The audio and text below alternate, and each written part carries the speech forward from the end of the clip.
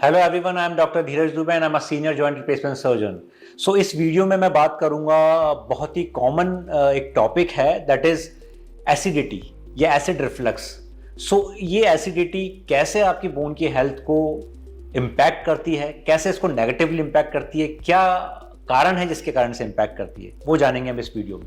Acidity एक बहुत common term है, बहुत कॉमन प्रॉब्लम है जो बहुत सारे लोगों को देखने को मिलती है। आपने देखा होगा कि मुझे एसिडिटी हो रही है, मुझे दिन में 2 बार इनो लेना पड़ता है, या मुझे पीपीआईज लेनी पड़ती है, that is proton pump inhibitors, जिन्हें हम ओमेज के नाम से जानते हैं या पेंटाप्राजोल के नाम से जानते हैं। तो बहुत सारे लोग फ्रिक्वेंटली इसको लेते हैं।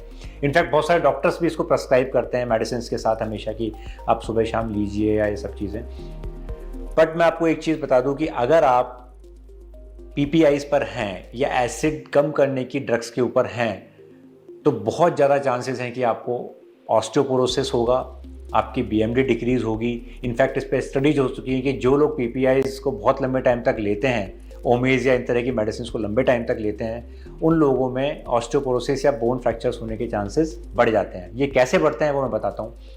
एक्चुअली कैल्शियम सप्लीमेंट्स जो भी आप लेते हैं, जैसे आपकी एज बढ़ती है आपको कैल्शियम सप्लीमेंट लेना होता है। कैल्शियम सप्लीमेंट्स जब आप लेते हैं तो उस कैल्शियम को एब्जॉर्ब होने के लिए हमारे स्टमक एसिड की ज़रूरत होती है। एसिड इनिबिटर्स क्या करती हैं, ये मेडिसिन उस एसिड को दबा देती हैं, उस एसिड का प्रोडक्शन रोक देती हैं। अगर उस एसिड का प्रोडक्शन रुक जाएगा तो वो कैल्शियम एब्जॉर्ब नहीं हो पाएगा, और इस तरह से धीरे धीरे समय के साथ आपकी बॉडी में कैल्शियम की डेफिशिएंसी होने लग जाएगी। सो अगर आपको किसी भी कारण से या मजबूरी में ये मेडिसिन, एसिड रोकने वाली मेडिसिन खानी पड़ रही हैं, तो आपको अपना कैल्शियम का इंटेक बढ़ाना पड़ेगा। जो मैंने पहले बताया था कि 1000 से 1200 मिलीग्राम पर डे, उसको हो सकता है कि आपको 2000 या 3000 मिलीग्राम पर डे करना पड़े, क्योंकि वो 1000 या 1200 आपके लिए सफिशिएंट नहीं है। दूसरा, कैल्शियम सप्लीमेंट भी 2 तरीके के होते हैं। एक होते हैं कैल्शियम सिट्रेट, एक होते हैं calcium carbonates. So calcium citrate जो होते हैं उनको फूड के साथ लेने की ज़रूरत नहीं होती, उनको एब्जॉर्प्शन के लिए एसिड की ज़रूरत नहीं होती।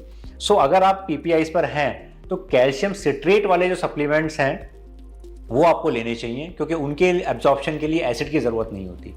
कैल्शियम कार्बोनेट वाले जो सप्लीमेंट्स हैं उनको एब्जॉर्प्शन के लिए एसिड की ज़रूरत होती है, और इसीलिए बोला जाता है कि जिन सब्सटेंस में कैल्शियम कार्बोनेट होता है उनको आपको हमेशा फूड के साथ ही लेना चाहिए, ताकि उनका एब्जॉर्प्शन बेटर हो। तो मुझे लगता है आपको समझ में आ गया होगा। Don't rationally use proton pump inhibitors medicine और एसिड रिफ्लक्स मेडिसिन।